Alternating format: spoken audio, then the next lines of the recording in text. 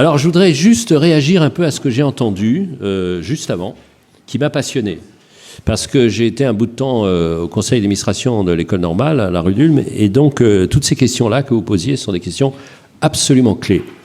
La première question, c'est l'articulation entre la recherche et l'enseignement. Absolument clé, comment ça peut avancer, tout ça. La deuxième question, et puis on en parlera si ça vous intéresse, la deuxième question, c'est comment attirer des jeunes sur un thème à la fois suffisamment simple, mais qui corresponde à la fois à la réalité de la recherche et en même temps à la possibilité d'un emploi. Et comment les attirer? Ce qui veut dire que c'est là où des gens de ma sorte peuvent intervenir peut-être. C'est-à-dire, par exemple, dans le domaine des matériaux, c'est quoi un matériau? C'est quoi les nouveaux matériaux? Qu'est-ce que ça veut dire? Parce que si vous mettez matériaux, c'est pas évident que vous attiriez beaucoup de mouches de qualité. Et donc, alors que c'est évidemment tout à fait passionnant, et il se trouve que moi, donc, je suis pas scientifique, mais je me soigne de plus en plus, et j'ai vu ce que c'était que les matériaux en travaillant, en étant reporter sur les 2 dernières années de construction de la 380. Donc les nouveaux matériaux que j'ai vus ici, là, travailler ici, et puis j'ai vu en Espagne, à Getafe, et j'ai vu comment tout ça se passait, gain de poids, accroissement de rentabilité, gain de solidité, etc., de résistance, et de résistance notamment à la fatigue. Donc comment est-ce qu'on peut raconter ça? Moi, je crois que le récit de la science, c'est absolument clé aujourd'hui. Parce qu'il y a une sorte de déclin général de l'intérêt. Tout le monde sait en gros que ce que c'est un avocat, bon, etc. Mais la science, est-ce que ça veut dire? Est-ce que ça peut apporter? Je pense qu'il faut en parler, encore en parler, encore en parler. C'est vrai que ça demande des efforts peut-être plus grands que des études de droit que j'ai faites ou des études d'économie que j'ai faites aussi. Donc cette question, ça m'intéresserait beaucoup qu'on puisse en parler.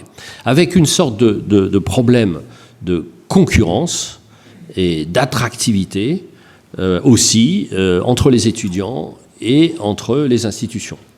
Donc avec ce fameux classement de Shanghai, avec tous ces trucs-là, plus ou moins imbéciles, mais enfin qui correspondent à des données d'attractivité. Donc je voudrais que voilà, qu'on discute de ces questions d'enseignement, puisqu'on est là dans un amphi, dans une fac. Alors, comment c'est arrivé? Moi, j'ai décidé de faire des études d'économie pour une raison assez claire. C'est que, et une raison tout à fait, à la fois un croisement de ma biographie personnelle, petite biographie personnelle, et puis de l'histoire. Il se trouve que donc j'avais 15 ans en 1962, c'était le moment de l'indépendance de l'Algérie, et donc avant de quelques années, de 2-3 ans, avaient précédé beaucoup d'indépendances de pays du Sud.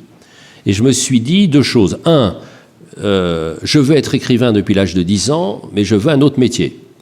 Et 2, je veux un métier qui m'ouvre sur le monde. Parce que je n'ai pas envie d'être prof de français, c'est-à-dire d'être professeur de ma passion. Il me semblait qu'il y avait une sorte de contradiction d'être prof de sa passion. Il faut un peu de liberté.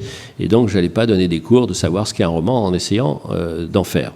Et la deuxième chose, je me suis dit, je vais être spécialiste des matières premières, puisque si les pays du Sud réussissent à gérer leurs matières premières, ils vont réussir à gérer leur développement.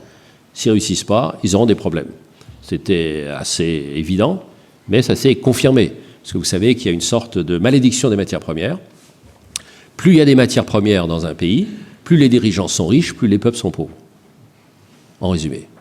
Et c'est quand même souvent le cas. Alors de temps en temps, ça peut se développer, mais enfin avec des problèmes. Donc je suis passionné par ces questions-là. C'est-à-dire que je me suis très vite passionné pour des matières. Alors je ne savais pas trop comment c'était fait, mais je savais comment on les vendait, comment on les produisait, et puis comment est-ce qu'on pouvait répartir la rente ou non. Donc je suis devenu assez bon spécialiste du cuivre, de l'uranium, etc. Et puis quand François Mitterrand a remporté l'élection présidentielle en 1981, il m'a demandé ce que je souhaitais exercer comme responsabilité. Je lui ai dit évidemment les matières premières. Et j'ai eu cette chance inouïe que vous pouvez imaginer en tant qu'enseignant. C'est-à-dire qu'en avril, je donnais un cours sur la stabilisation des prix des matières premières tropicales, c'est-à-dire café, cacao, etc., et caoutchouc, et puis, EVA et tout ça, enfin, tout ce qu'on peut imaginer. Et puis, un mois après, j'étais à Bruxelles en train de négocier parce qu'il y avait une crise du cacao. Donc, c'était assez formidable d'avoir enseigné et puis d'être en pratique Et pour être très très franc, puisqu'on est entre nous, ce que j'ai un peu fait décider, c'était pas tout à fait ce que j'avais enseigné. Parce que les données n'étaient pas complètement les mêmes et on avait d'autres informations qui avaient été données. Bref, donc j'ai travaillé beaucoup là-dessus. Et alors pour continuer sur les matières premières, je n'ai pas cessé à m'intéresser aux matières premières, puisque un jour j'arrive devant mon éditeur, qui est mort récemment, qui était un magnifique éditeur, et il me dit de quoi ça parle. C'était un gros livre de 500 pages. De quoi ça parle? Je dis sur les pneumatiques. Et parce que les VA et du hold-up végétal, vous savez, hold-up botanique entre le Brésil, les Anglais qui piquent des graines des VA et puis qui les améliorent un petit peu dans le jardin botanique de Kew, et puis les plantent en Asie du Sud-Est. Et 10 ans après, la production de caoutchouc naturel du Brésil était morte parce que les autres avaient réussi à développer des plantations. Donc il me dit, ça n'a aucun intérêt. Et en tout cas, c'est absolument pas littéraire. Donc je lui dis, bah écoute, tu vas voir, etc., etc. Et puis bon, en aiguille, le livre a eu le Goncourt. C'est quand même donc un Goncourt qui salue les matériaux. Donc, si vous avez un diplôme au tour extérieur de votre IMN, je suis prêt à le recevoir, puisque j'étais l'ancêtre de la recherche sur les matériaux, finalement. La deuxième chose qui m'est arrivée pour un développement là, un peu plus précis sur la science, c'est que, puisqu'encore on est entre nous, on dit la vérité, donc j'ai une compagne que j'aimais beaucoup puis qui est morte. J'étais accablé, évidemment, et donc je me suis dit, depuis tout le temps tu fais du bateau, donc tu n'es pas trop mauvais en micro-météo, ce qui permet de ne pas être dernier dans les régates, mais maintenant, il faut que tu comprennes un peu comment marche la mer, comment ça fonctionne. Donc j'ai été à l'université de Bretagne occidentale, là-bas, voilà, tout à fait, à Brest. Et puis j'ai commencé à faire un deal avec eux en disant, écoutez, vous me donnez des cours, et moi je me charge de doper un peu votre com. Pas mal comme deal. Donc j'ai commencé à bosser, et j'étais motivé pour bosser parce que Nathalie Dagneau, qui était ma prof, était en même temps ceinture noire, 3e dan de judo. Donc j'avais une motivation supplémentaire. Et donc j'ai commencé à travailler sur l'océanographie, la climatologie et l'interaction entre l'océan et l'atmosphère. J'ai bossé comme un malade et ça s'est su assez vite. Et donc les portes se sont ouvertes.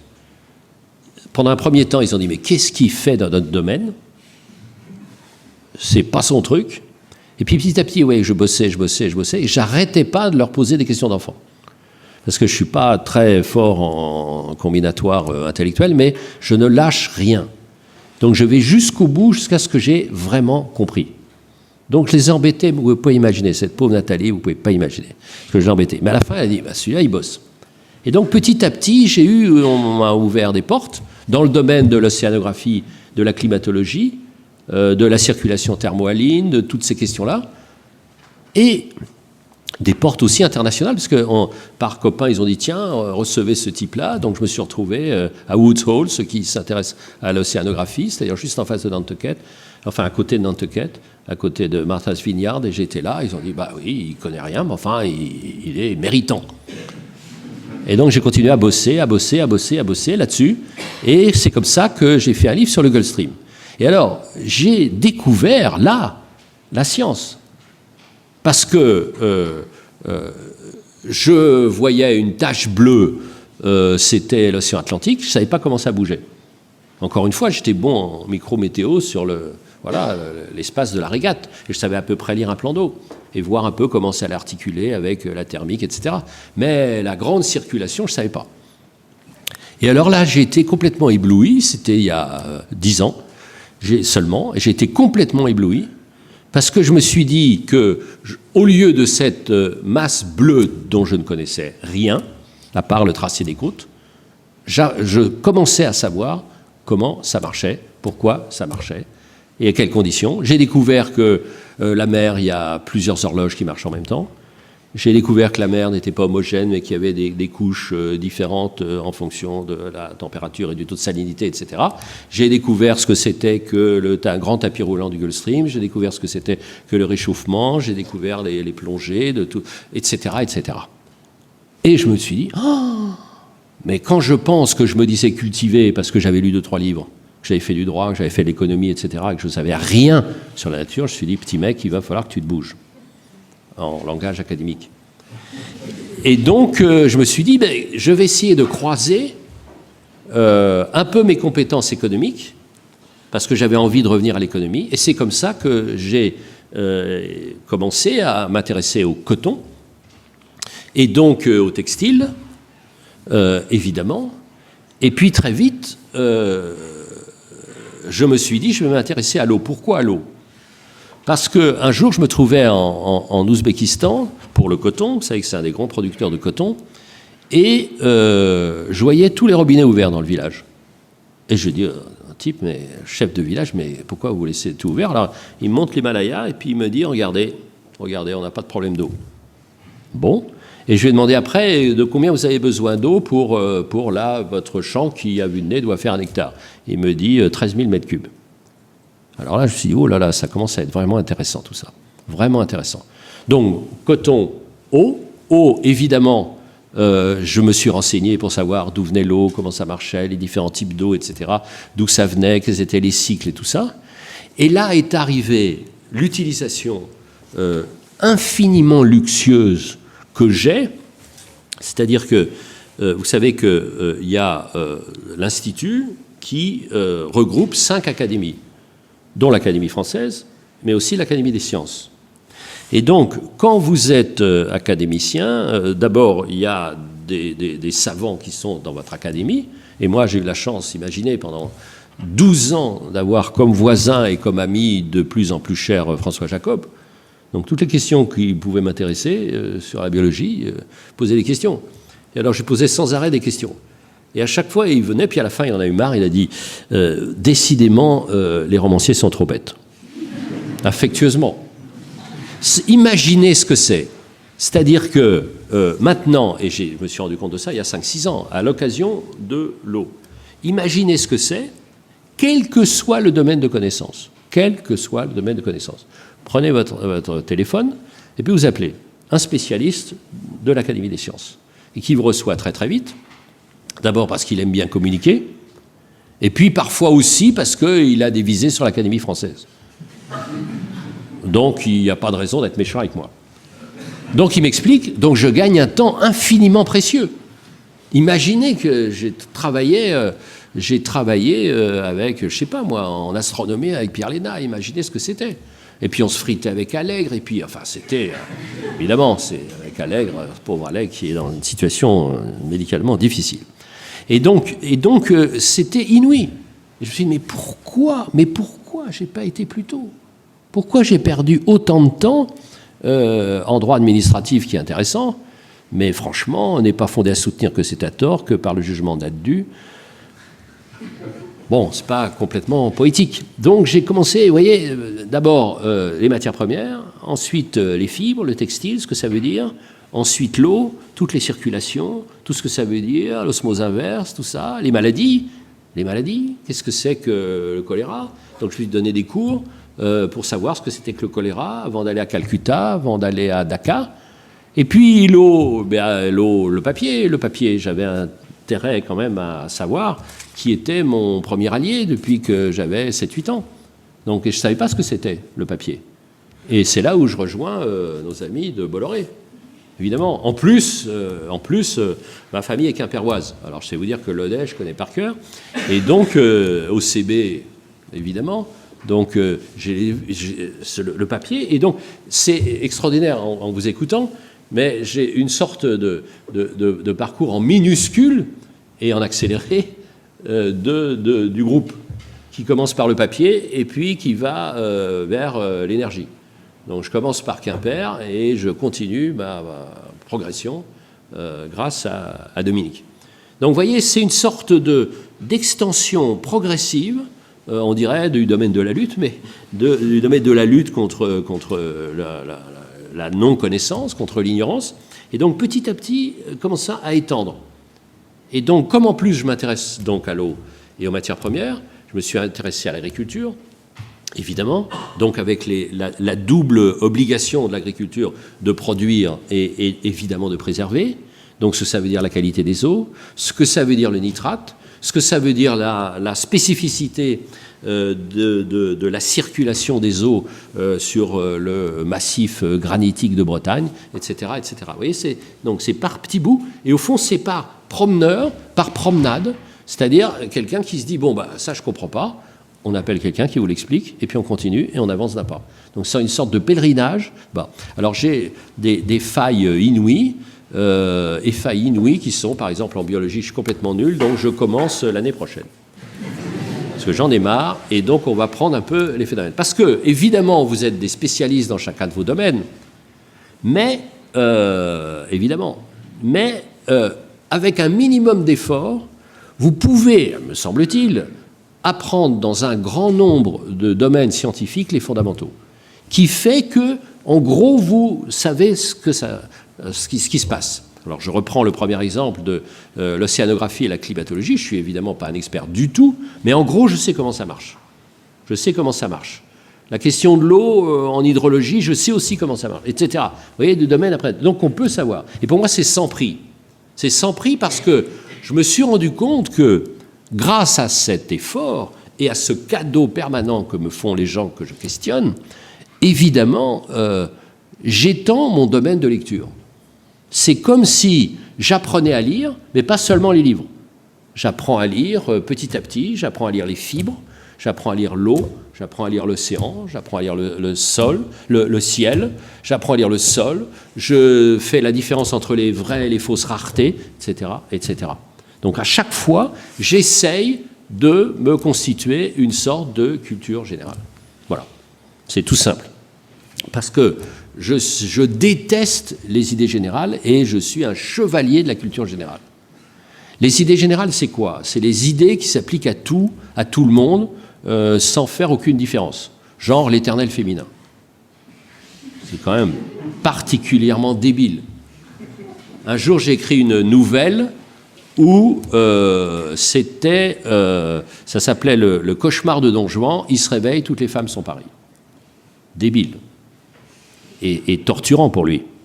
Imaginez, c'est ça l'éternel féminin. Quand j'ai eu fini mon livre sur l'eau, il y a eu 4-5 personnes qui m'ont dit « J'espère que tu vas défendre la création de l'Organisation des Nations Unies de l'eau. » Dire ça, alors là, comme machin, c'est inouï, puisque ça ne se gère pas comme ça, puisque ça se gère par bassin, et que du fait du réchauffement, il y aura une sorte de multiplication, enfin d'intensification des phénomènes extrêmes aussi, mais d'intensification des différences entre les régions du monde. C'est-à-dire certaines régions auront encore plus d'eau, comme la Scandinavie, comme le Canada, comme certaines régions d'Asie, et d'autres en auront encore moins. Donc une idée générale sur l'eau n'a pas de sens. C'est le bassin. On se bat, et moi le premier, pour l'agence de bassin Loire-Bretagne soit divisée en deux, parce qu'il n'y a pas une goutte d'eau de la Loire qui arrive en Bretagne. Et la spécificité des questions d'eau en Bretagne sont tout à fait intéressantes. Donc vous voyez, il y a une dimension tout à fait géographique de la gestion de l'eau. Donc voilà, donc c'est venu complètement. Donc pas d'idée générale, mais une culture générale. Pourquoi? Parce que c'est relié. Alors, la danse de séduction entre la chimie et la physique, ça me ravit, ça. À un moment donné, on dit, ils doivent être ensemble. Ils sont ensemble, tout ça. Et puis à un moment donné, non, l'heure est venue de se séparer. Et puis boum, on se remarie 5 ans après. Et puis on ne sait pas trop, et puis voilà, et puis ça avance et tout ça. Donc ça me fait super marrer, ces trucs-là. Parce que... Et puis c'est radical, hein. On dit vraiment, ils doivent être ensemble, autrement on ne comprend rien, donc très bien, pourquoi pas. Moi, j'y connais rien, donc je dis, bon, très bien, le mariage, moi j'aime les mariages, je chante, et tout ça, tout va bien, il y a la fête. Et puis après, il dit, non, on n'a plus rien à faire, les chimistes chez eux et les physiciens chez eux. Puis au bout de 3 ans, il dit, attention, on ne parle pas, mais c'est trop bête quand même. Et donc, moi, voilà, ce genre de questions, ça me ravit, parce que c'est comme ça qu'on avance, évidemment. Rien n'est acquis, mais c'est vrai. Donc, tout ça pour vous dire que on peut, et je le prouve, avec, honnêtement, je sais que je ne suis pas un imbécile, et que j'ai plutôt quelques capacités de breton adoptif, c'est-à-dire que quand j'ai envie d'y aller, j'y vais, et puis je donne les moyens, mais on peut progresser en sciences. Alors, c'est infini, hein, évidemment, mais on peut vraiment, et on en prend un plaisir absolument infini, parce que vous agrandissez votre domaine de lecture. Et comme j'ai pas mal appris la botanique, parce que par les hasards de la vie administrative, je me suis retrouvé président de l'École nationale supérieure du paysage à Versailles. Donc, au lieu de me promener dans un jardin en dire « Ah, c'est bleu, ah, il manque d'eau, ah, vous avez vu les roses, et ça, c'est un géranium », ben, je sais comment ça se passe, et puis je sais la Société des plantes, comment ça fonctionne. Et ça me rappelle la honte inouïe. Je venais d'être élu à ce conseil d'administration à Versailles, et je visite le potager du roi. Et donc, je demande au directeur du potager, je lui dis alors comment ça se fait, pourquoi vous avez besoin de greffer un poirier sur un cognacier? Alors il me regarde, accablé, en disant j'ai déjà eu des présidents nuls, mais comme lui, jamais. Et il me dit cette phrase.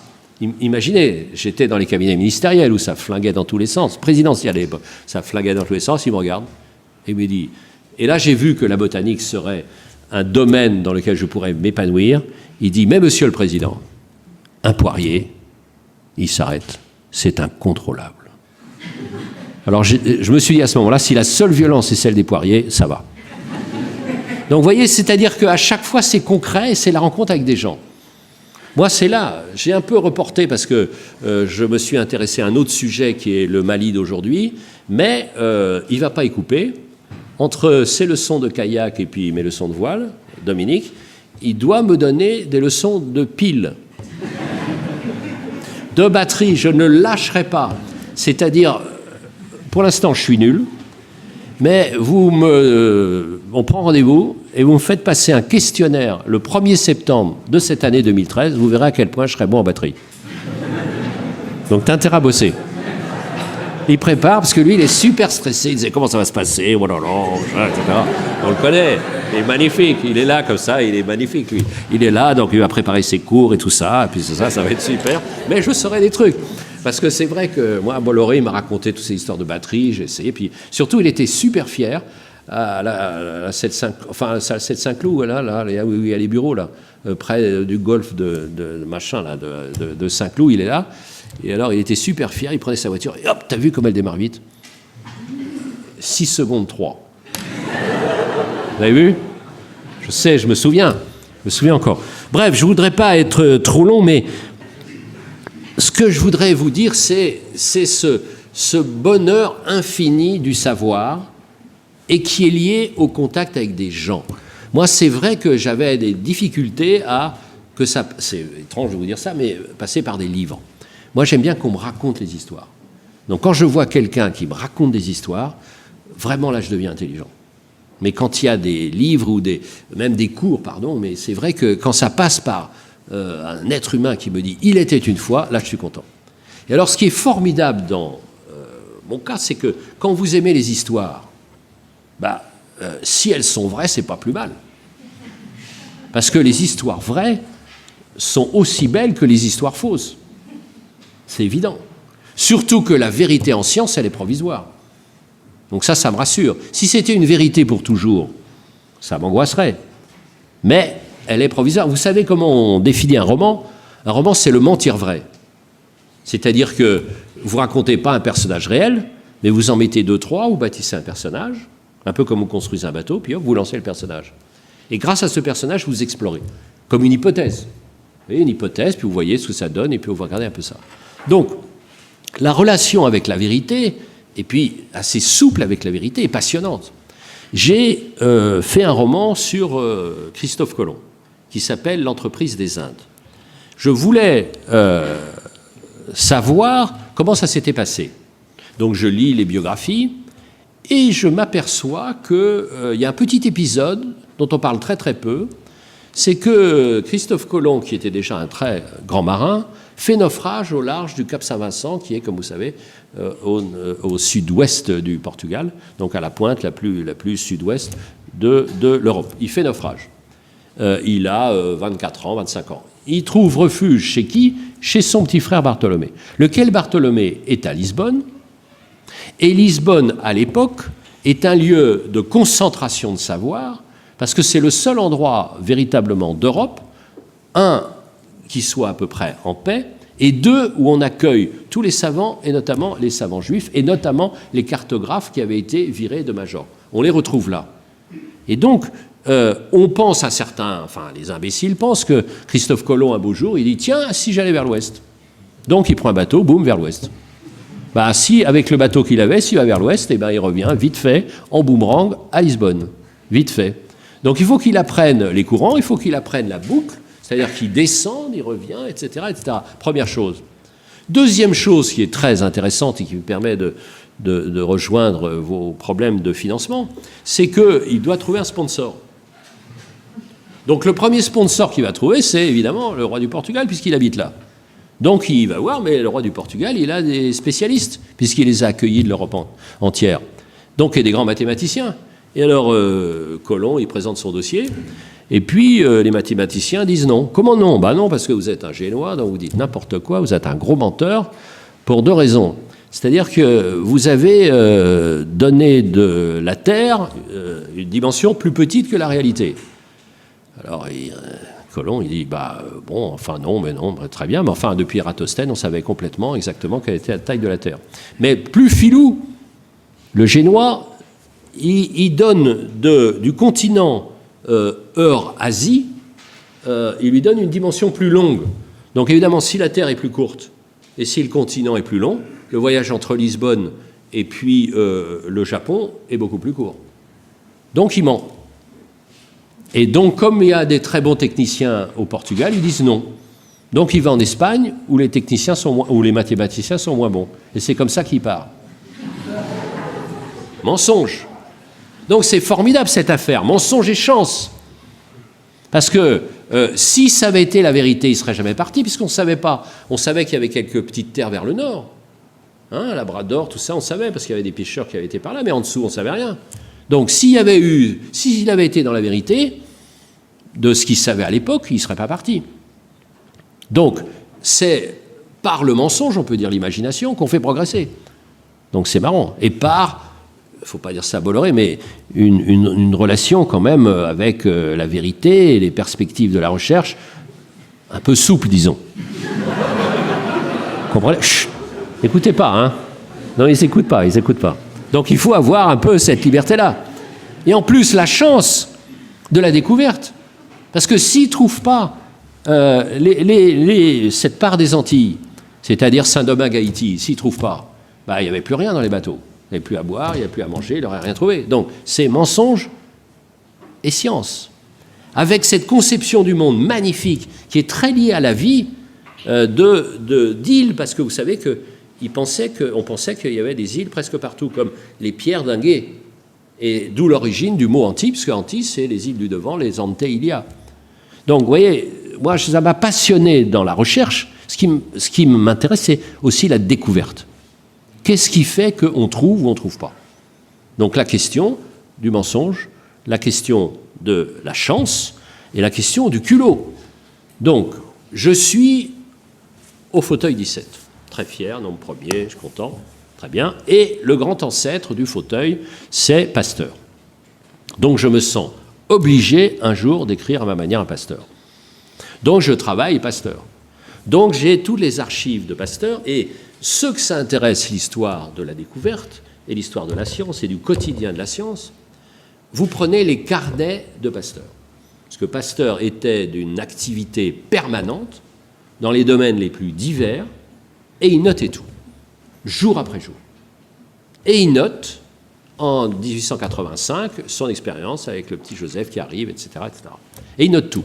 Et ça, c'est absolument fascinant, parce qu'il prend les inoculations de moelles contaminées, de plus en plus agressives, etc., etc. Donc, et la question qui se trouve posée, moi, je n'ai pas de réponse, mais qui se trouve posée, du principe de précaution.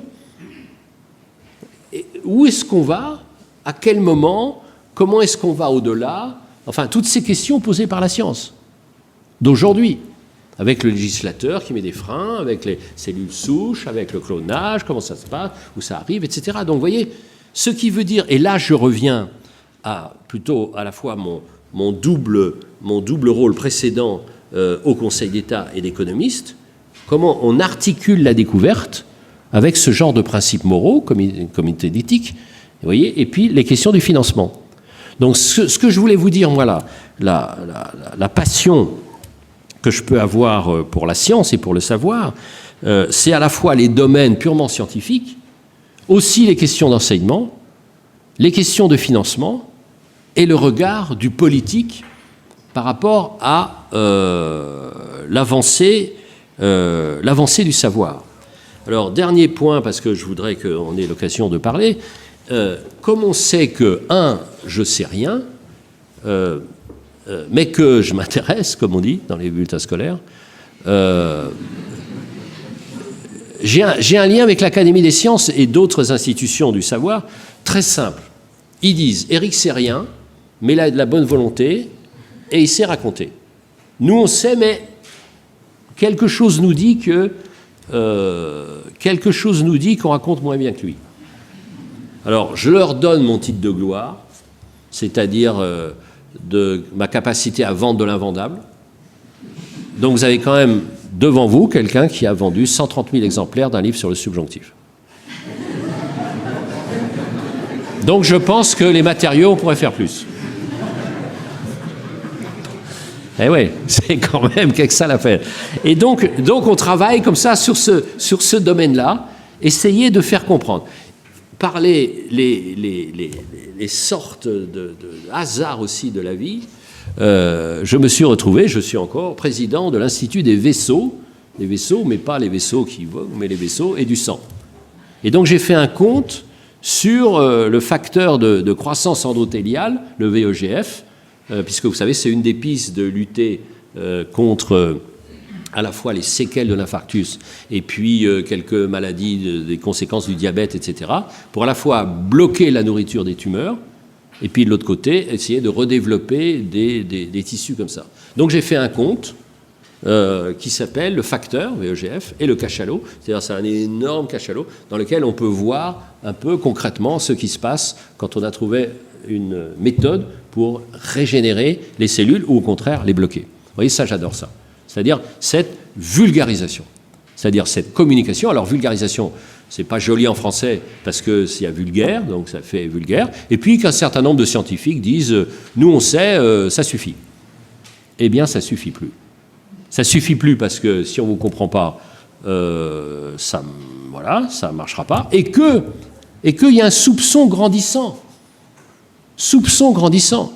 C'est que jusqu'à une date récente, on pensait qu'en gros, la nature était la menace et le savoir la réponse, et de plus en plus de gens pensent exactement l'inverse. C'est fou la plupart du temps, ça me scandalise, mais c'est comme ça. Donc il faut vraiment, et je finirai là-dessus, que vous intégriez dans votre responsabilité, mais vous pouvez avoir des alliés, dont des gens de ma sorte, une explication permanente. Et pour l'attractivité des étudiants, mais aussi pour le grand public. Autrement, comme, et notamment en France, il y a une sorte de maladie de la peur qui se développe partout. Regardez sur les nanos. Regardez. Enfin, alors qu'il y a ce domaine inouï qui est en train de s'ouvrir, on ne retient que la menace et pas l'opportunité, c'est quand même terrible. Et nous, on est vraiment, en France, les champions du monde de ça. Dès que quelque chose se produit, on voit la menace et pas l'opportunité. Et là, je finis vraiment là-dessus, parce que je peux parler des heures et des heures, parce que j'ai 2 arrière-grands-parents cubains, donc je peux parler extrêmement longtemps. Il y a, quand le vent souffle, 2 solutions, vous savez ça, hein, ou vous vous calfeutrez chez vous et vous vitupérez l'époque, c'est quand même un travers très français, ou vous construisez des ENR, je veux parler des moulins à vent. Merci.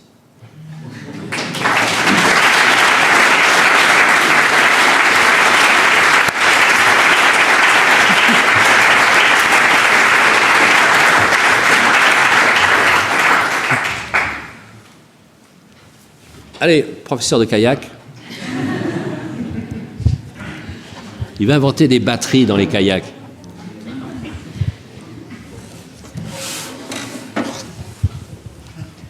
Tu vois la suite comment, alors? Non, mais vous posez des questions, on est entre nous, et moi je répondrai si je peux répondre, hein, si je comprends. Oui, Serge. J'étais en Russie, en Sibérie, il n'y a pas très longtemps. J'étais en Russie, en Sibérie, il y a 2 semaines de cela, et un de mes collègues russes scientifiques me disait c'est quand même très dommage, nous sommes un grand pays avec de grandes ressources naturelles et nous sommes un pays pauvre. Est-ce que ça vous inspire quelque chose par rapport à ce que vous disiez tout à l'heure, entre la relation entre les ressources naturelles et les gens? Alors en Russie, ils sont vraiment champions quand même dans le genre. Parce qu'ils se sont partagés entre quelques puissants, là, entre héritiers du système soviétique, se sont partagés les ressources naturelles. Et puis le peuple, évidemment, en profite assez peu. Donc la première chose. La deuxième chose, c'est l'idée, à partir des matières premières, d'établir un peu des filières, qui soit une façon un peu de redistribuer et d'avoir aussi les technologies. Mais comme il y a une grande tradition d'ingénieurs et de sciences chez eux, donc ça devrait normalement s'améliorer. Avec Isabelle Autissier, on a fait un long voyage, on a fait un petit livre là-dessus sur Antarctique, on est partis ensemble en Antarctique, et on va repartir dans le passage du Nord-Est. Et donc, ça va être l'occasion d'explorer 2 choses. D'abord, la route, la nouvelle route qui va se développer au moins 4 mois par an, donc il fait gagner énormément de temps et économiser beaucoup d'énergie si de Chine on arrive en Europe en passant par le nord au lieu de passer par le sud. Ça, c'est la première chose. Et la deuxième chose, on va regarder les villes qui sont, et les mines qui sont en train d'être achetées. Par exemple, celui qui est le propriétaire de Chelsea, le club de foot, Abramovich, donc il est en train d'acheter 2-3 villes qui seront juste avant l'île de Wrangel, c'est-à-dire un peu à l'ouest du détroit de Bering, où on était l'été dernier. Donc pour regarder un peu tout ça.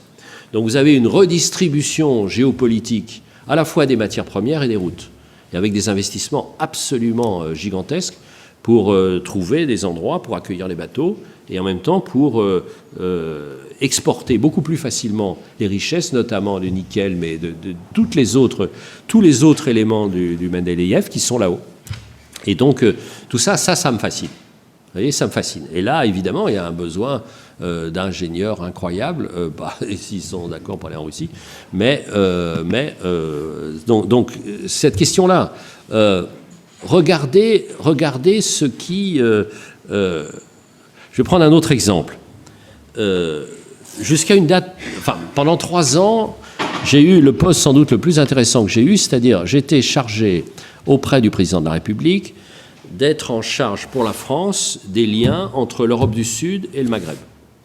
On a arrêté parce que la Libye a fait sauter un avion, donc ça faisait un peu désordre, donc on a un peu arrêté. Mais pendant un moment donné, c'était passionnant parce que si vous prenez l'Europe occidentale, c'est-à-dire l'Europe qui va de la pointe de la Botte jusqu'à Gibraltar, vous avez un lac. Et si vous vous occupez uniquement de l'Europe, de cette Méditerranée occidentale, vous n'êtes pas embêté en permanence par la question du Proche-Orient, d'Israël, de la Palestine, tout ça. Donc, et nos questions sont communes. Questions de population, questions de formation, questions écologiques, questions stratégiques, c'est complètement commun quand vous êtes dans ce domaine-là. Donc j'allais sans arrêt dans le Maghreb. Et c'était très frappant. Vous aviez des niveaux de vie, il y a une dizaine d'années, qui étaient absolument inversement proportionnels à la quantité de matières premières que vous déteniez.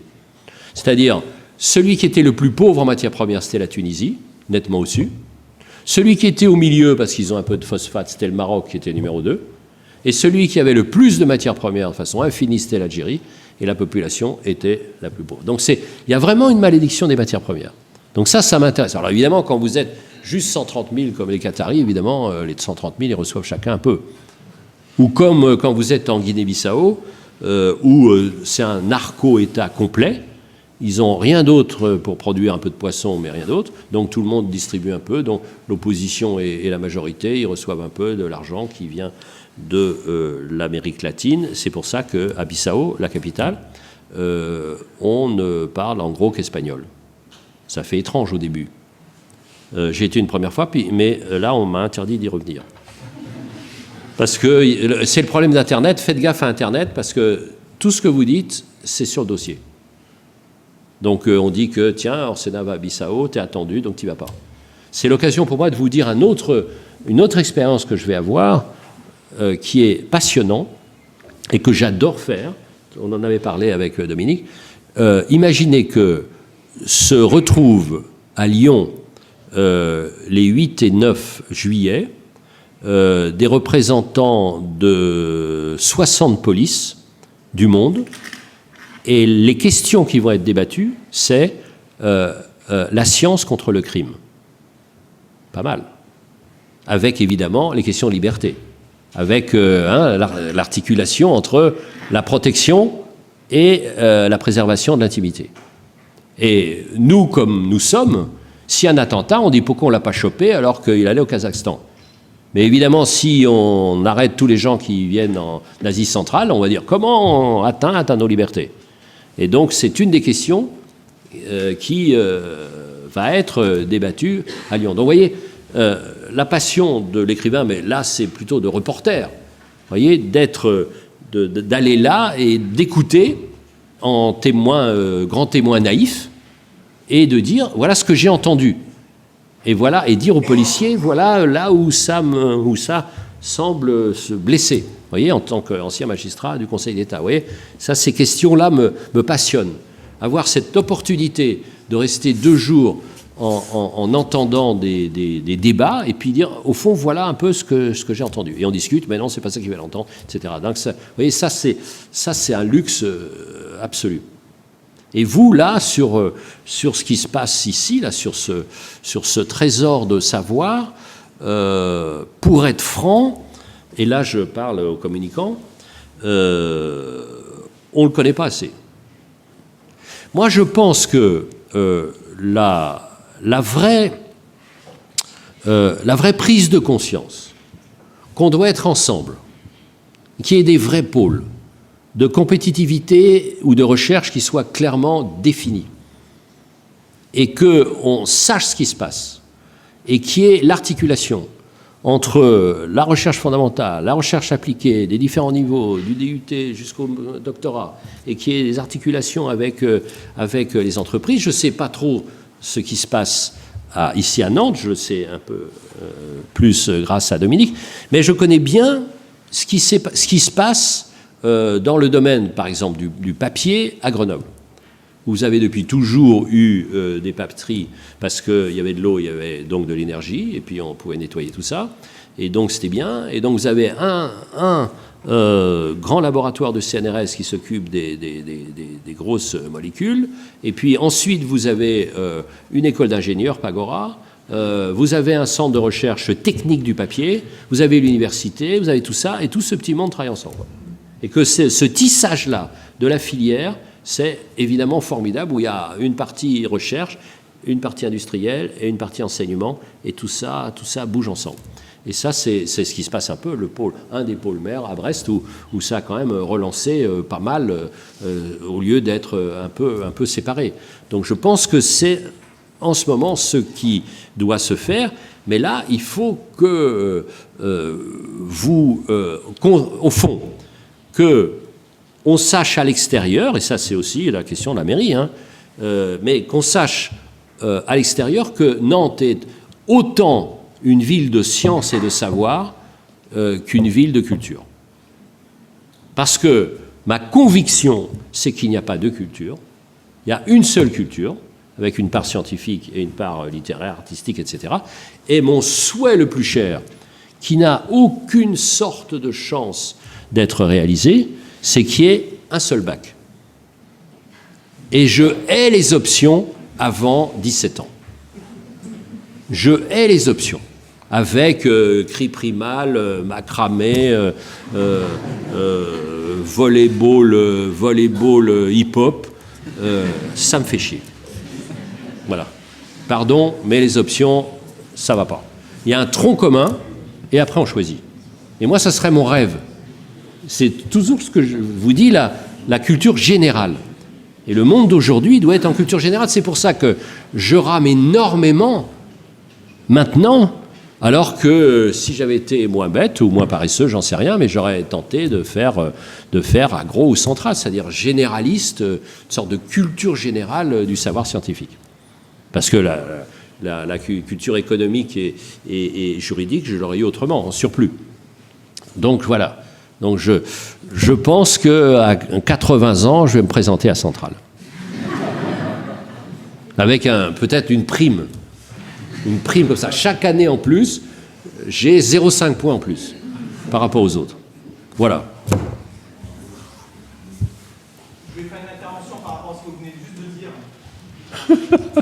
C'est à moi que tu veux faire. Je vais me prendre la priorité. Non, ça c'est... Alors là, non. Alors là, je vais vous dire non. Non, écoutez un vieil homme.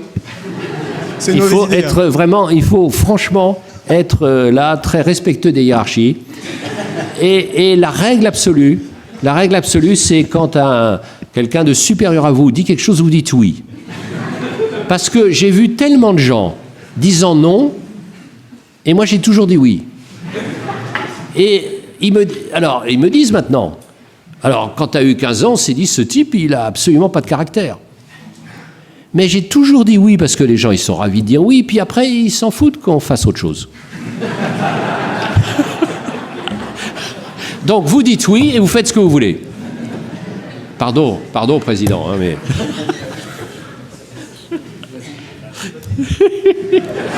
Ah bon. Il a pas retenu. Mention très bien pour lui, hein. On sait bien, Xavier, donc Guy va parler finalement. Très très bien. Oui, je voulais revenir sur le concept général de est-ce que la société, notre société moderne, a plus peur du progrès que confiance dans le progrès. Mais est-ce que c'est nouveau ou est-ce que c'est toujours le cas de la société humaine, quelle qu'elle soit ? Et pour rebondir là-dessus, comment est-ce qu'il faut qu'on vende la science ? On a dit tout à l'heure, vous avez évoqué qu'on était capable de mentir aux industriels, ce qui est un peu vrai. Je mettrais un autre verbe derrière ça. Mentir, je pense qu'on est capable de les faire rêver. Voilà. Qu'est-ce qu'il faut qu'on fasse pour faire rêver le genre humain ? Je pense qu'il y a eu évidemment,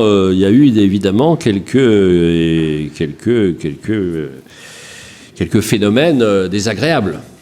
Il y a eu d'abord des opacités complètes. Circuler, il n'y a rien à voir. Par exemple, l'atome. Circuler, il n'y a rien à voir. Il y a eu des problèmes avec les médicaments, on l'a vu. Il y a eu quand même des arguments d'autorité. Des arguments d'autorité, pourquoi ? Parce que non, c'est plus possible. Donc ça, c'est la première règle. Donc plus de transparence, et puis sans arrêt expliquer et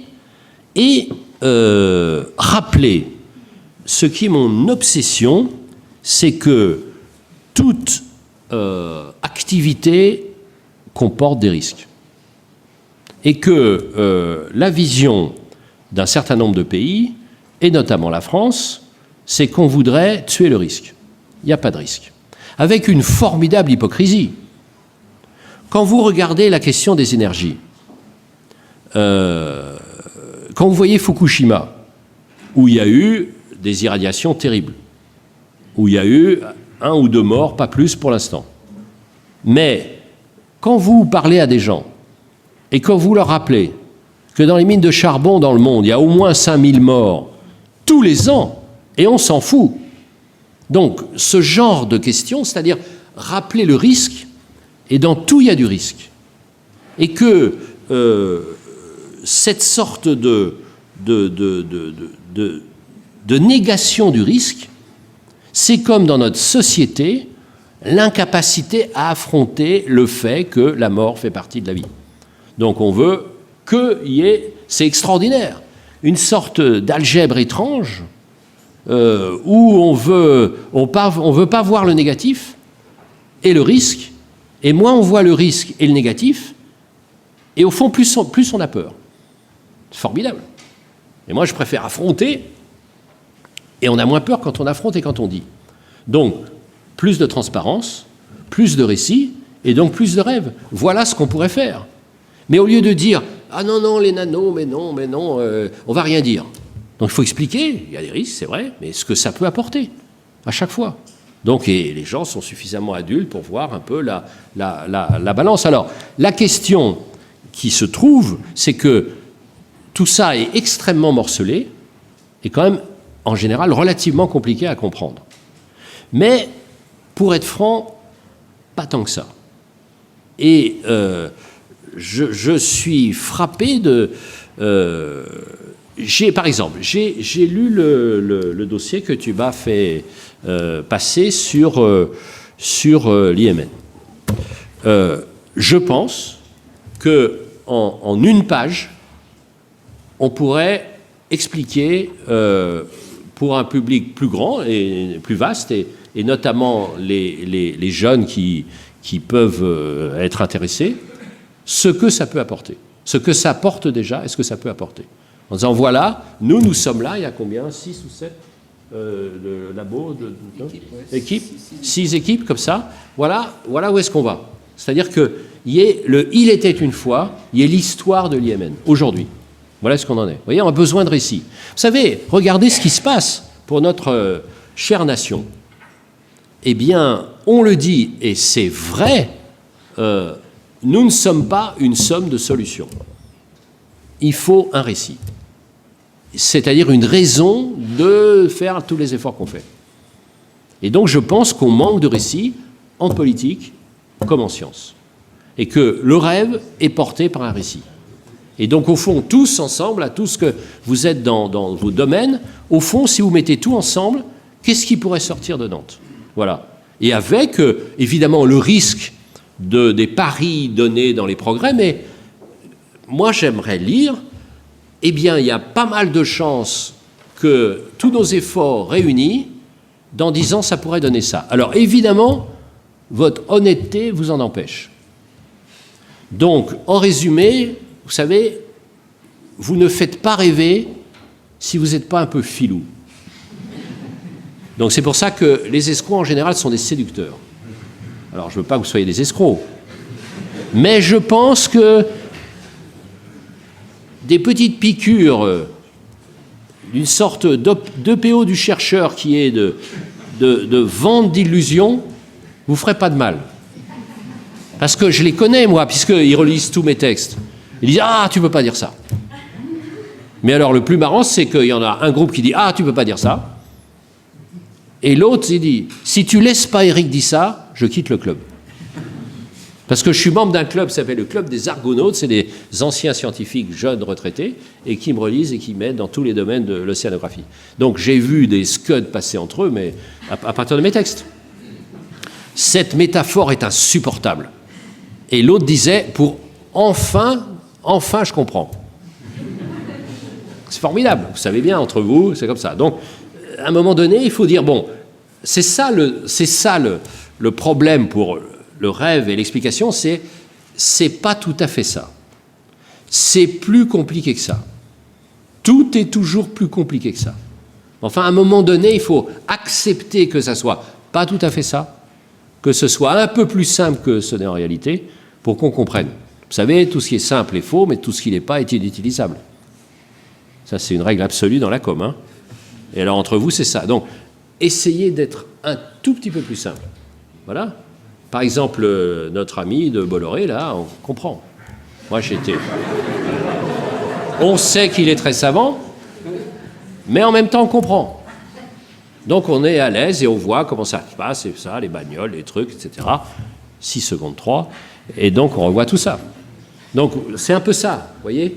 Et alors, je sais votre scrupule. Vous avez raison, évidemment, d'être dans le scrupule. Mais, à un moment donné, il n'y a pas de scrupule dans le rêve. Si vous avez trop de scrupules quand vous draguez, ça va mal se passer. Hein. Rappelez-vous. Vous prévoyez le week-end. L'été va bien commencer quand même, un jour. En fait, c'est bon signe. Hein. Je pense que les choses bougent justement. Hein, parce que la société, on va dire, scientifique récupère des jeunes qui ont eu des formations qui ne sont pas avec un bac général et donc forcément, on s'est adapté.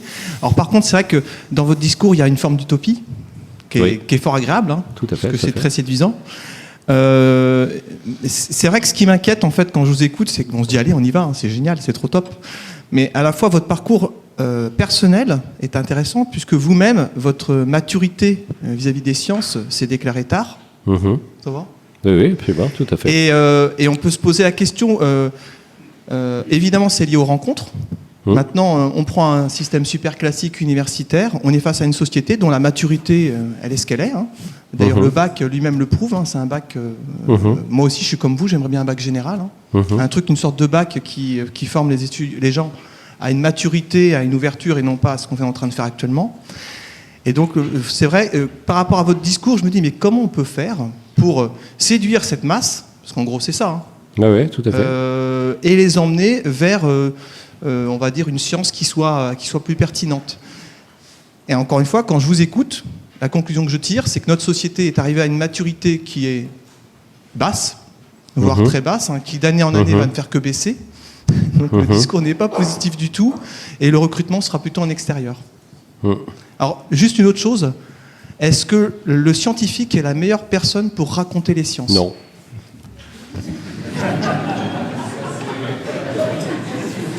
Mais non, puisqu'il a déjà compris.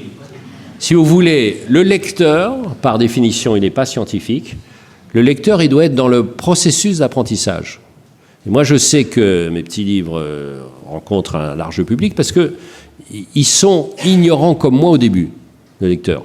Donc, on est dans le processus. Donc, je pars en première et je vais jusqu'à un stade, ça dépend des endroits du livre. Et puis j'alterne le simple, le compliqué, etc. Vous voyez, donc je pense qu'il y a vraiment, et il y a dans d'autres sociétés, il y a ça plus, une place pour vraiment les vulgarisateurs, mais en anglais c'est popularisateur, c'est beaucoup plus beau. Comprenez, le mot même est un peu infamant.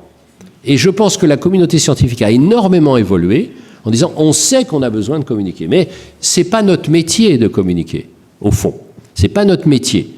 On va s'ouvrir le plus possible, donc on devrait accueillir ce que vous faites aujourd'hui. Je veux dire, c'est pas forcément évident qu'il y a 20 ans, j'ai eu une sorte d'invitation comme ça à 25 ans d'un labo. C'est pas évident. Donc merci à toi, très flatté, mais c'est vrai qu'il y a ça, des questions. Sur le parcours personnel, c'était un lien un peu différent, parce que j'étais programmé en naissant pour être centralien, parce que tout le monde est centralien chez moi. Alors, à 16 ans, ça a commencé à me faire chier, et donc j'ai dit, je vais faire ma route, et après je reviendrai, peut-être. Donc c'était ça comme ça. Mais autrement, tout était prêt, et tout ça, c'était là. Donc je me suis dit, j'ai pas besoin de vivre, puisque tout est prêt. Et comme j'avais envie de vivre, je me suis dit, tiens, je vais faire un petit chemin, puis hop, je vais revenir. Mais bon, c'est vrai. Non, mais, alors, moi je suis optimiste par tempérament, et pessimiste. Pessimiste parce que l'ascenseur social dans les sciences, le taux des classes les moins favorisées dans les grandes écoles, ça dégringole. Mauvaise nouvelle. Bonne nouvelle, c'est les passerelles. Donc, de la même manière, mais là, je pense qu'on y va, de la même manière que je serais dans les rêves les plus fous pour un bac unique, moi, je suis, mais alors, un défenseur acharné des passerelles. Et des deuxièmes chances, et des troisièmes chances. Si on n'a pas pris sa troisième chance, bah tant pis, je veux dire. Mais au moins qu'il y ait au moins deuxième chance. Et au moins d'évaluation un peu quand même. Parce qu'on prend, et je sais, parce que j'ai rejoint par la faveur du prince le corps du Conseil d'État, mais honnêtement, il y avait des gens qui étaient super malins et bosseurs à 19 ans, je les ai trouvés à 40 ans, ils étaient cuits. Mais ils avaient un statut à vie, c'est insupportable. C'est insupportable. Donc l'idée, c'est quand même... Et moi, j'étais dans une situation qui était assez intéressante, parce que d'un côté, en tant que conseiller d'État, il fallait une loi pour virer. Mais même, je ne sais pas ce qu'il y aurait... Enfin, franchement, c'était impossible. Et de l'autre côté, à chaque fois que je sortais un roman, et comme il marchait, il y avait de plus en plus de Kalachnikov qui m'attendaient. Donc j'étais dans la concurrence la plus féroce et le statut le plus scandaleux.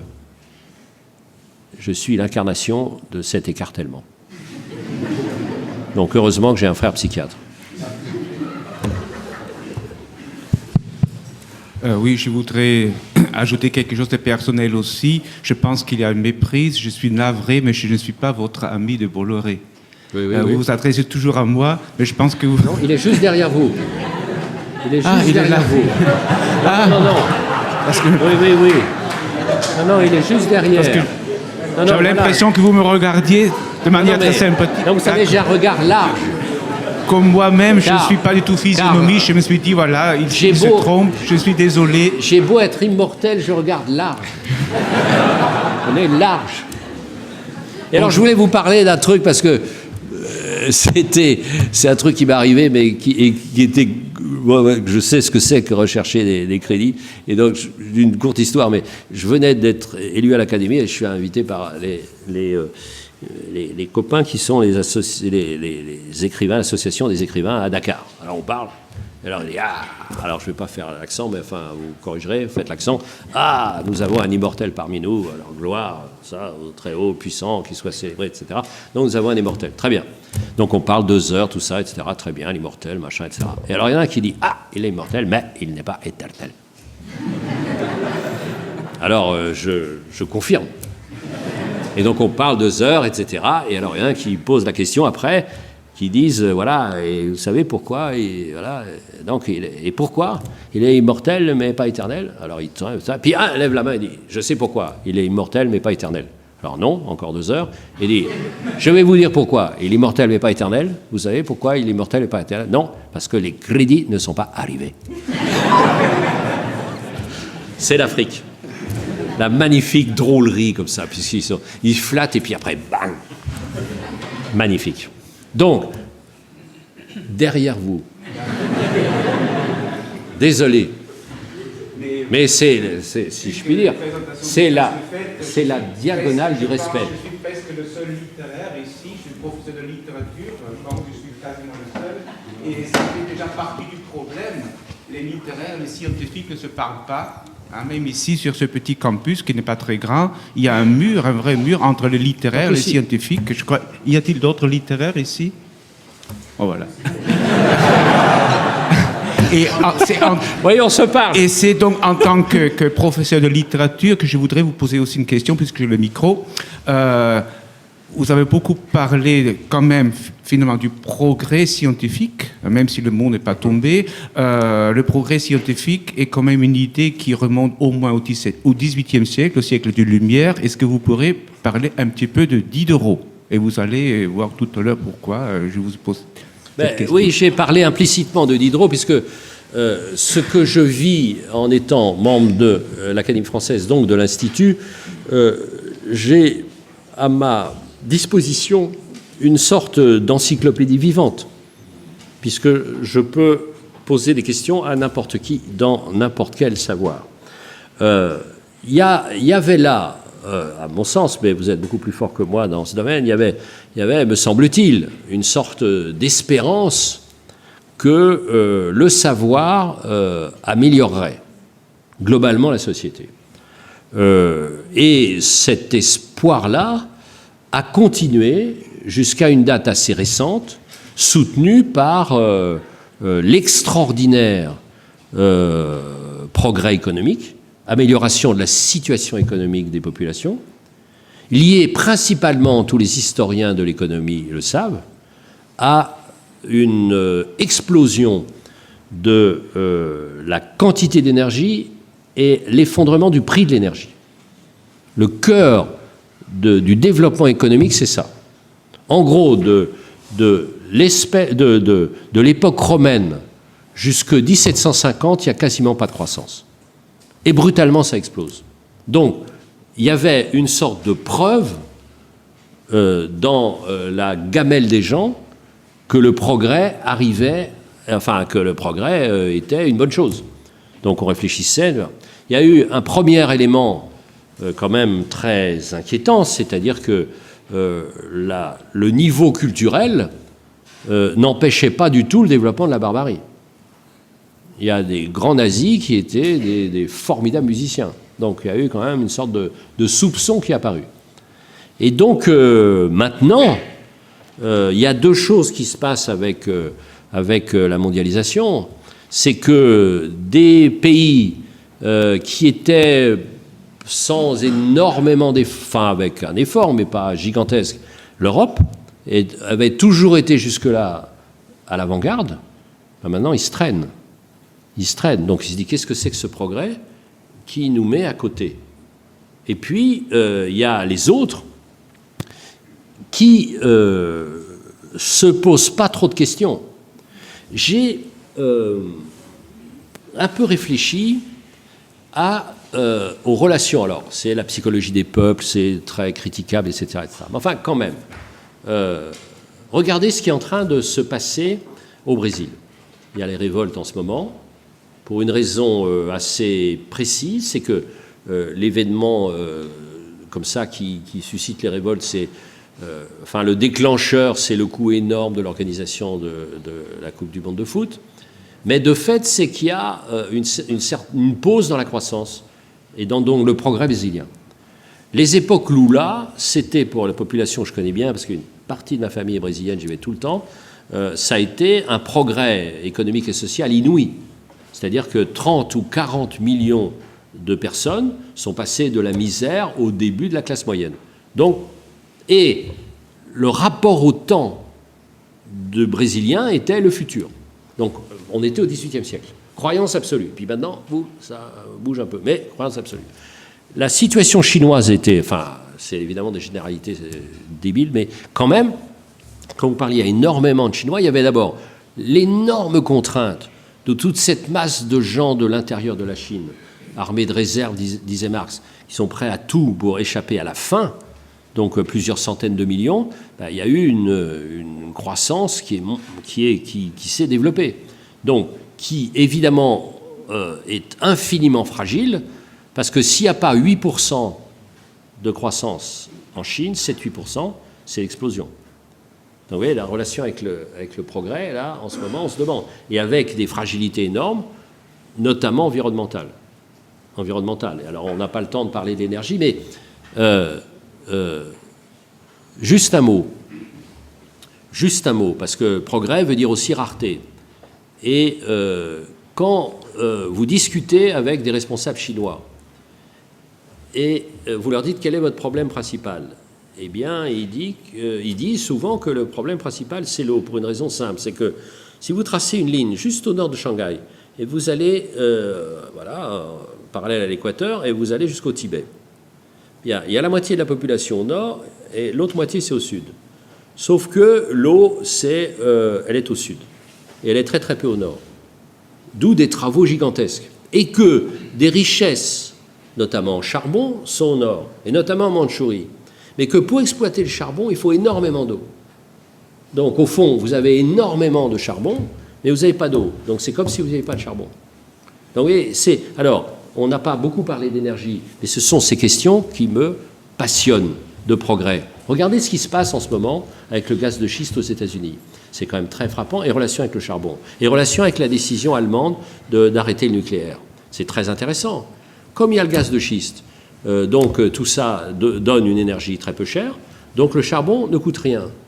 Donc le charbon américain est vendu à vil prix à qui ? À ceux qui ont abandonné d'autres sources d'énergie, comme le nucléaire, c'est-à-dire les Allemands. Donc les Allemands achètent du charbon. Il n'y a jamais eu autant de centrales au charbon qu'en République fédérale allemande, qui a choisi d'arrêter le nucléaire pour des raisons écologiques, et donc ils menacent de plus en plus, enfin ils accroissent énormément l'effet de serre. Donc c'est ce genre d'interactions qui sont très dures à appréhender et qui obligent à avancer avec des pincettes pour l'appréciation de la notion de progrès. Il y a une autre phrase africaine, je finirai là-dessus, mais évidemment ces questions me passionnent, c'est une phrase de l'écrivain sénégalais Cher Hamidou Kane qui dit cette phrase qui est absolument vertigineuse. Et je pense que inconsciemment, c'est celle qu'on a du jeu à somme nulle. Ce que nous allons apprendre vaudra-t-il ce que nous allons oublier ? Derrière, il y a le jeu à somme nulle. Comme si on était arrivé à un certain niveau de progrès et qu'on gagne d'un côté, on perd de l'autre. Et quand en plus on est dans une situation comme la nôtre, où il y a quand même une assez forte probabilité que vous ayez une vie moins facile que moi et que vos enfants aient une vie moins facile que vous voyez que la notion de progrès a un petit coup dans l'aile ou dans l'os. Mais la question est clé, évidemment. Mais vous savez, la question de la somme nulle, et de ce qu'on va prendre, ce qu'on va oublier, est vraiment intéressante. Si vous posez la question aux gens, est-ce que dans 20 ans, ça ira mieux? Vous posez la question en France. Je pense que la question serait plutôt négative. Voilà. Et puis, maintenant, si vous voulez qu'on plombe l'atmosphère, on va parler des retraites.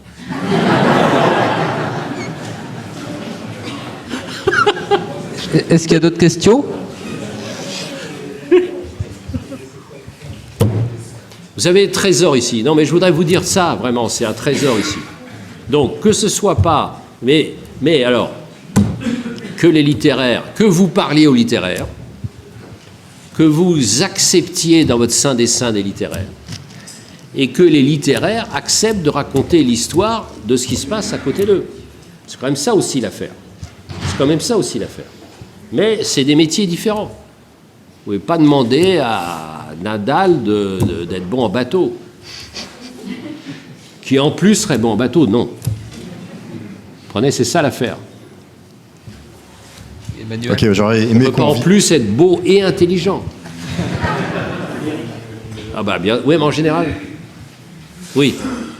Oui, j'aurais aimé qu'on revienne sur un point que vous avez dit que vous appréciez, qui était donc cet aspect de vulgarisation, qui était un mot terrible en français, parce que vous en avez beaucoup parlé, on nous a beaucoup incité à faire ça, et en fait, bon, il y a des gens optimistes qui pensent qu'effectivement, c'est quelque chose qui est apprécié, mais alors quand on est face aux organismes de tutelle, alors là, c'est le mur absolu. Ah, c'est une perte de temps vis-à-vis des ministères. Et il y a même des éditeurs, par exemple, d'ouvrages de dite vulgarisation, qui sont allés voir les ministres pour leur expliquer que quand même, c'est pas terrible, ça, c'est pas top, qu'on devrait compter ça, par exemple, dans la carrière des enseignants, puisque ça fait officiellement partie de leur rôle, ce serait pas idiot. Et donc, ne voyez-vous pas dans ces mentalités du pouvoir le fait que si c'est pas de la science, c'est pas intéressant, un gros écueil à une œuvre louable et à laquelle il y a plein de gens qui souhaitent participer, mais qui sont ralentis immédiatement par justement cette réaction des organismes de tutelle qui disent ça compte pas de toute façon. Mais vous êtes au cœur de la question. C'est qu'on dit il faut expliquer, il faut expliquer, il faut expliquer. Et si vous avez un talent pour expliquer, c'est un talent particulier, vous avez un talent pour expliquer. Alors, au mieux, on vous dit, vous auriez mieux fait de faire de la recherche plutôt qu'expliquer, parce que l'explication, c'est rétrospectif. Ça veut dire que vous êtes arrêté, vous êtes regardé vous-même, au lieu d'avancer sans arrêt. Donc, il y a le premier truc. La deuxième chose que j'ai connue en économie, c'est la formidable, on peut dire méfiance, on peut dire aussi jalousie, on peut dire l'institution, on peut dire les confrères, quand un peu de notoriété vous vient parce que vous avez expliqué. Donc, le chercheur pur et dur, personne ne le connaît, donc il va trouver, et je comprends, assez injuste de voir quelqu'un qui a utilisé la moitié de son temps à expliquer ce que dit le chercheur, et que celui qui explique sera reçu dans les médias et aura une vie sexuelle plus épanouie. Non, mais abordons les questions comme ça. Comprenez?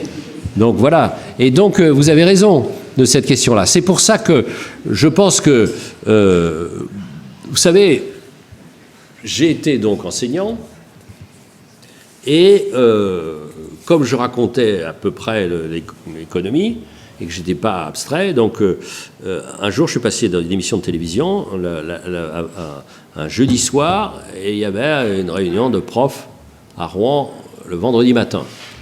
Et donc j'avais expliqué assez simplement ce qui se passait et ça s'était bien passé. Et j'ai ouvert la salle des profs à Rouen, Mont-Saint-Aignan, et il y a eu des regards de haine. Et alors, il y a quelque chose qui est très intéressant, parce que j'ai connu les deux milieux. Alors, en bonne et en mauvaise part, vous allez voir, c'est il y a les travers de l'université. C'est-à-dire que quand vous avez un succès dans certaines universités du nord de la Loire, des jalousies peuvent se faire entendre. Au Conseil d'État, quand j'ai eu le Goncourt, personne n'avait eu le Goncourt au Conseil d'État, et donc les collègues sont venus me voir, et tous ils ont eu cette phrase hallucinante: bravo, c'est excellent pour le corps. Le corps, Conseil d'État. C'est-à-dire, il y a un petit côté mafieux quand même. On peut le dire. Donc, il y a soit le clan, soit la jalousie. Donc, là, c'est vous que je regarde. Donc, oublions Bolloré, c'est vous. Le littéraire, la caution littéraire de Nantes, c'est vous. Donc ça, il faut raconter ces choses-là, aussi. Je vois vous... Hein, ça me rappelle le Brassens. J'ai jamais trouvé la contrepétrie, mais il doit y avoir une, hein, branlant du chef opine.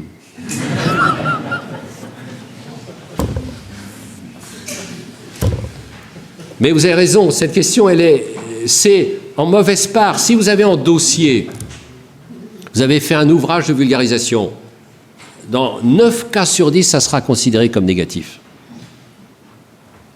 Alors que toutes les consignes au-dessus est de dire au contraire, faites-le. Évidemment. Donc, ça ne va pas. Mais ça, franchement, c'est quand même, me semble-t-il, assez français. Autre question? Non? Parce qu'on peut aller dehors s'il fait assez beau. Puis on peut commencer à boire autre chose que de l'eau.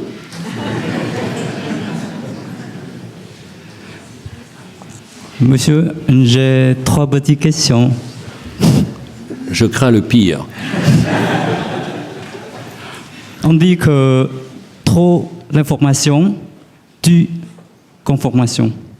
Non, trop l'information tue l'information. Oui, on dit ça pour les impôts aussi. C'est pas, mais d'autres choses, c'est... Qu'est-ce que c'est différent entre l'information et des connaissances?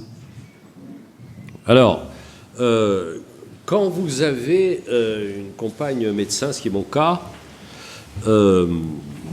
la vie devient quand même assez infernale. Parce que quand elle consulte, les patients savent ce qu'ils ont et comment traiter. Donc c'est exactement ça. Énormément d'informations et pas de formation. Et donc on ne fait pas d'hiérarchie, on ne fait pas de contexte et tout ça. Et donc, mais ça c'est l'explosion d'Internet. Et vous avez ça aussi dans le domaine littéraire, où on peut dire qu'avec Internet, il n'y a plus besoin d'éditeurs. Chacun fait son livre et tout ça. Or, il y a des obligations. Plus il y a d'informations, plus il y a, pour moi, l'obligation de médiateurs. C'est-à-dire qu'ils mettent des contextes, qu'ils mettent des hiérarchies, qui expliquent un peu tout ce que ça veut dire. Parce que tout n'est pas d'abord... et qui vérifient. Vous voyez? Donc, je pense que c'est ce qui plaide encore plus pour un récit. Un récit unifie et choisi. Donc, si vous faites le récit des matériaux, moi, j'aimerais lire, je redis, je vous fais une commande, avoir en 2 pages les matériaux venant d'ici dans 20 ans. Comme ça. C'est-à-dire, en gros. Sans garantie, voilà, mais en gros, ça pourrait ressembler à ça. Voilà, ça pourrait. Alors, il y a des domaines où vous irez plus vite, puis d'autres plus lentement. J'adorerais ça. Et qu'on dise ça. Ce serait pas mal. Non, monsieur le président-directeur? Ce serait pas mal. D'accord? Hein? Donc, je reviens dans 19 ans et vous montrez. D'accord? Super. Super. Première question. Donc, c'est vrai que le flux d'informations qu'on a, c'est l'inverse de la connaissance. La connaissance, c'est le tri. La hiérarchie et le contexte. Ça, c'est clair. Je veux dire, les gens, ils sont informés, et alors? Et alors? Donc, ça ne veut rien dire. Donc, voilà, donc vous avez raison, la rafale, et puis ça va augmenter. Donc, il faut des médiateurs qui disent, bah non, mais là, mais voilà, comment on fait? Et surtout, quelle est la ligne? Donc, première réponse. Deuxième question. Deuxième question, c'est... Ce que je sais, c'est Socrate qui dit qu'il ne sait rien. Oui. Mais ici, j'ai écouté si bien que vous avez dit que vous savez en gros. Oui. Qu'est-ce que c'est différent entre deux, voilà. Oui, c'est une nouvelle fois, je constate ma ressemblance avec Socrate.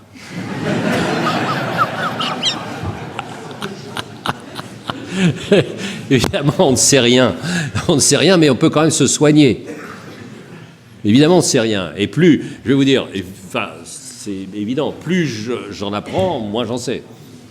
Ça, c'est absolument clair. Quand je vois ce que je ne sais pas sur les cellules de Halley, les trucs comme ça, en océano, qui est ma base, je veux dire, je ne connais rien du tout. Mais même lui, il y a des trucs qu'il ne sait pas. Vous allez voir. Parce que je vais te poser des questions. Plus vous faites de la recherche... Quand je pense qu'il croit prendre des vacances. Ah, ça promet les vacances. Ah, ça promet, tu vas voir. Il va partir avec son kayak. Voilà, troisième question. C'est très simple, bon, ça. Vous avez parlé beaucoup, mais je ne comprends pas. Pas beaucoup, voilà. Est-ce que vous pouvez résumer dans une petite phrase pour que je peux comprendre? Oui. Oui, d'accord. Eh bien, au sens plein, vive la science. Est-ce que vous avez compris, là? Vous avez compris? Vive la science. Ça vous va, ça? Oui. Très bien, donc on est d'accord.